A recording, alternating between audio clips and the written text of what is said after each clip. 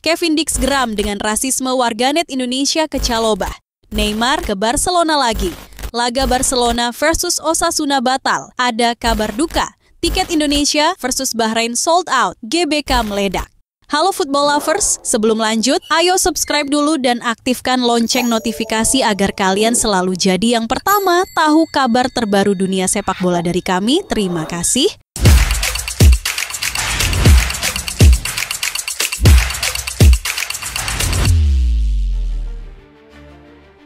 Laga panas antara Manchester United dan Arsenal di Old Trafford akhir pekan ini tidak hanya menyajikan persaingan di atas lapangan, tetapi juga di luar stadion. Kelompok supporter The 1958 telah mengonfirmasi rencana aksi protes mereka yang kembali menargetkan pemilik klub, keluarga Glazers. Demonstrasi ini akan berlangsung sebelum kick-off pada Minggu, 9 Maret 2025 dalam lanjutan Liga Inggris. Para demonstran dihimbau mengenakan pakaian serba hitam dan melakukan long march sebagai bentuk perlawanan terhadap pengelolaan klub yang dinilai buruk. Salah satu pemicunya adalah laporan keuangan terbaru yang mengungkapkan utang Manchester United masih mencapai 731 juta pound atau sekitar 15,4 triliun rupiah ditambah utang transfer pemain sebesar 300 juta pound, sekitar 6,3 triliun rupiah. Manajer MU, Ruben Amorim, menanggapi aksi ini dengan tenang. Saya memahami frustrasi para penggemar. Ini memang situasi yang sulit bagi semua orang di klub. Namun, yang bisa saya lakukan sebagai pelatih adalah memastikan tim tampil maksimal dan meraih hasil terbaik, ujar Amorim dikutip dari BBC. Para penggemar memiliki hak untuk menyuarakan pendapat mereka. Itu adalah bagian dari dinamika klub sepak bola.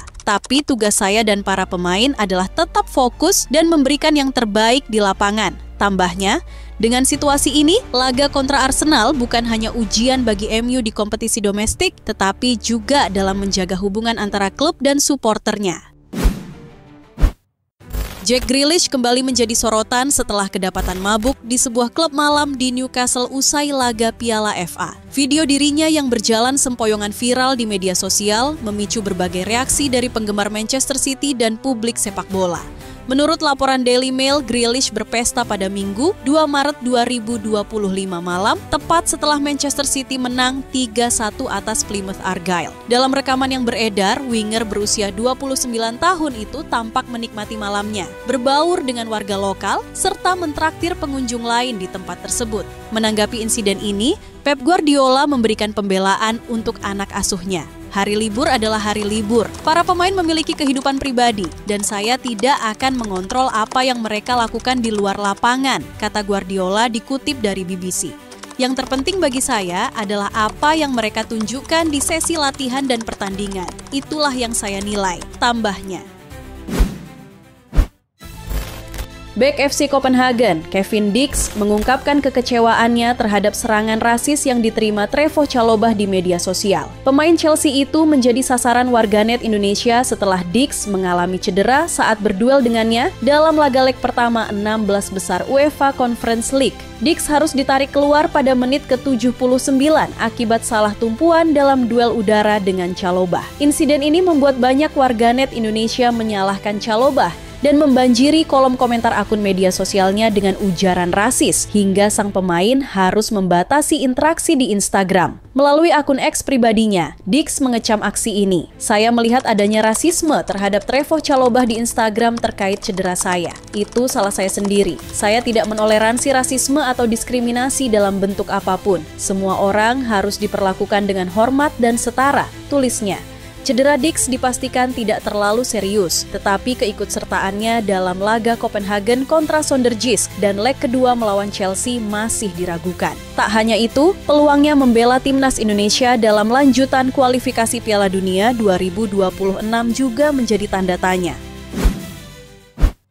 Bomber Napoli, Romelu Lukaku, mengungkapkan rencana jangka panjangnya dalam dunia sepak bola. Meskipun saat ini masih menjadi andalan Napoli di lini depan, Lukaku sudah memikirkan di mana ia ingin mengakhiri kariernya. Dalam wawancara dengan Corriere dello Sport, pemain berusia 31 tahun itu menegaskan bahwa klub masa kecilnya, Anderlecht, adalah tujuan terakhirnya sebelum gantung sepatu. Aku ingin mengakhiri karierku di Anderlecht. Itu sudah menjadi janjiku kepada putraku yang bermain di akademi mereka, ujar ex-striker Chelsea dan Inter Milan tersebut. Lukaku saat ini sedang dalam performa bagus bersama Napoli, dengan torehan 9 gol dan 8 assist dalam 27 penampilan di musim ini. Ia juga mengungkapkan bahwa kebugarannya semakin membaik dibandingkan saat masih berseragam Inter Milan. Dulu di Inter beratku 101 kg, sekarang di Napoli 99 kg, tapi berat idealku sebenarnya 102 kg. Aku menjalani diet ketat dan tidak pernah sarapan, ungkapnya. Kontribusi Lukaku menjadi faktor kunci dalam persaingan Napoli untuk meraih gelar Liga Italia, di mana mereka masih membuntuti Inter Milan dengan selisih 1 poin di klasemen. Manchester City harus kehilangan salah satu bek andalannya, Nathan Ake, akibat cedera serius yang memaksanya naik meja operasi. Pemain asal Belanda itu mengalami patah tulang di kakinya dan diperkirakan absen hingga 11 minggu. Ake cedera saat membela City dalam laga Piala FA kontra Plymouth Argyle awal Maret lalu. Setelah berkonsultasi dengan tim medis, ia akhirnya menjalani operasi pada Selasa, 4 Maret 2025. Melalui unggahan di Instagram, bek berusia 30 tahun itu mengungkapkan perasaannya. Musim ini sangat membuat frustrasi, tapi saya sekarang telah menjalani operasi yang berhasil. Saya menatap masa depan dengan positif. Pep Guardiola mengonfirmasi bahwa pemulihan Ake akan memakan waktu yang cukup lama. Mereka bilang ke saya bahwa dia akan absen sekitar 10-11 minggu. Ketika seorang pemain harus menjalani operasi, itu berarti cederanya cukup serius, ujar Guardiola kepada BBC. Absennya Ake menjadi pukulan bagi Manchester City yang kini harus berjuang dengan skuad yang semakin terkikis akibat cedera. Sebelumnya, mereka juga kehilangan Rodri, John Stones, Manuel Akanji, dan Jack Grealish. Jika pemulihannya berjalan sesuai perkiraan, Ake baru bisa kembali merumput pada bulan Juni setelah musim 2024-2025 berakhir. Barcelona kembali dikaitkan dengan Neymar. Klub raksasa Spanyol ini dikabarkan membuka peluang untuk memulangkan bintang Brasil tersebut, namun dengan syarat harus gratis dan bergaji rendah. Saat ini, Neymar bermain untuk klub masa kecilnya, yaitu Santos, setelah mengakhiri kontrak lebih cepat dengan Al Hilal. Kontraknya di Santos hanya berjalan hingga 30 Juni 2025, dan setelah itu, masa depannya masih tanda tanya besar. Rumor kepindahannya ke MLS untuk reuni bersama Messi dan Suarez di Inter Miami semakin santer, namun Barcelona juga dikabarkan berminat membawa Neymar kembali ke Camp Nou, tempat di mana ia dulu membentuk trio mematikan bersama La Pulga dan El Pistolero. Meskipun begitu, peluang ini masih 50-50. Pelatih Barcelona, Hansi Flick, dikabarkan tidak menjadikan Neymar sebagai prioritas karena lini serang timnya sudah solid. Direktur olahraga Barca Deco juga menyatakan bahwa Neymar bukanlah target utama klub. Namun, jika transfer ini terjadi, ada 2 syarat utama. Neymar harus datang dengan status bebas transfer dan bersedia menerima gaji yang jauh lebih kecil dari sebelumnya. Sebagai perbandingan, di Al Hilal, Neymar menerima gaji sekitar 50,6 miliar rupiah per pekan, sedangkan di Santos hanya sekitar 667 juta rupiah per pekan. Jika Neymar benar-benar kembali ke Barcelona, bukan hanya pamor klub yang naik, tapi juga secara finansial bisa menjadi keuntungan besar. Para penggemar pun bisa menyaksikan The Last Dance sang bintang di Camp Nou. Kabar gembira datang dari Brasil. Bintang muda timnas Indonesia, Welber Jardim, resmi menandatangani kontrak profesional pertamanya bersama klub raksasa Brasil, Sao Paulo FC.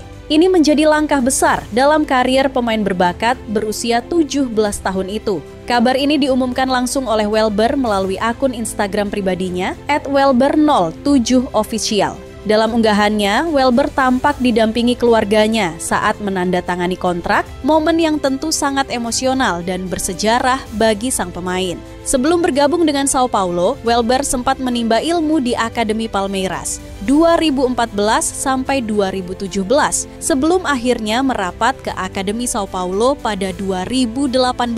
Kini, ia membela tim U19 Sao Paulo dan dengan kontrak profesional ini, pintu ke tim utama semakin terbuka lebar.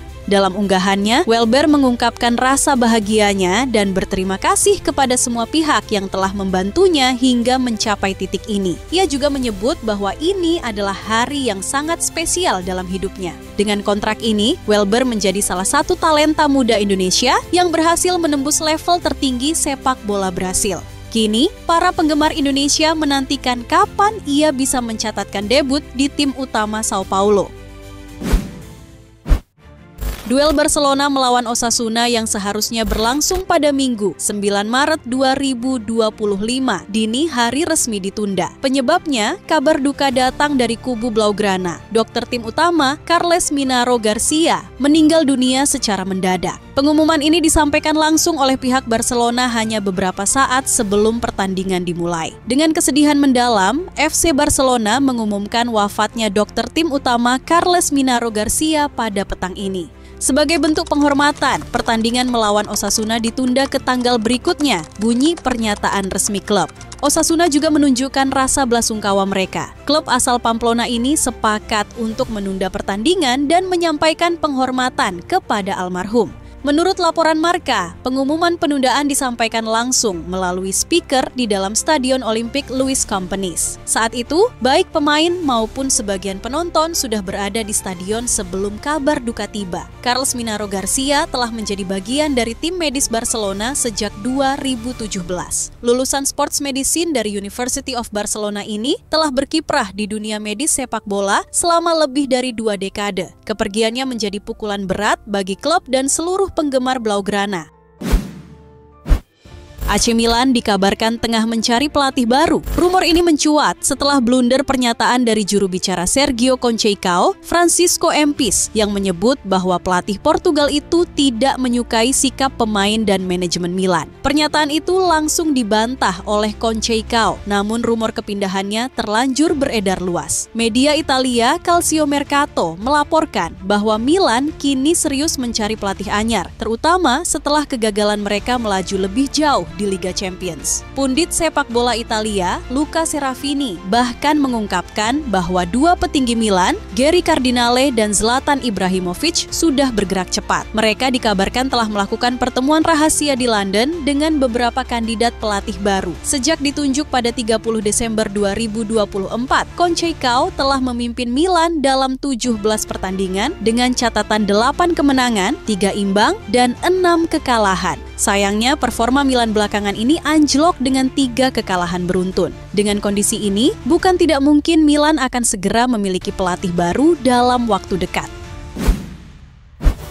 Antusiasme supporter Timnas Indonesia kembali membara. Tiket pertandingan ronde 3 kualifikasi Piala Dunia 2026 antara Indonesia versus Bahrain resmi terjual habis. Duel ini akan berlangsung di Stadion Gelora Bung Karno, Jakarta pada 25 Maret 2025. PSSI mengumumkan kabar ini melalui akun media sosial resminya. Terima kasih, #GarudaFans. Seluruh tiket pertandingan melawan Bahrain sudah habis terjual. Sampai jumpa di Stadion Utama Gelora Bung Karno. Penjualan tiket telah dibuka sejak 4 Maret 2025 dan meski pertandingan berlangsung di bulan Ramadan, animo supporter tetap luar biasa. Diperkirakan sekitar 60.000 lembar tiket telah terjual meski kapasitas SUGBK mencapai 75.000. PSSI sengaja tidak menjual tiket secara full capacity sebagai bagian dari anjuran FIFA pasca tragedi Kanjuruhan. Ketua Umum PSSI, Erick Thohir, juga mengungkapkan rasa terima kasihnya. Alhamdulillah sold out, terima kasih untuk dukungan luar biasa, sampai jumpa di GBK. Sebelum menjamu Bahrain, skuad Garuda asuhan Patrick Kluivert akan lebih dulu menghadapi tantangan berat melawan Australia di Sydney pada 20 Maret 2025. Mampukah Timnas Indonesia mencetak sejarah dan melangkah lebih jauh di kualifikasi Piala Dunia 2026?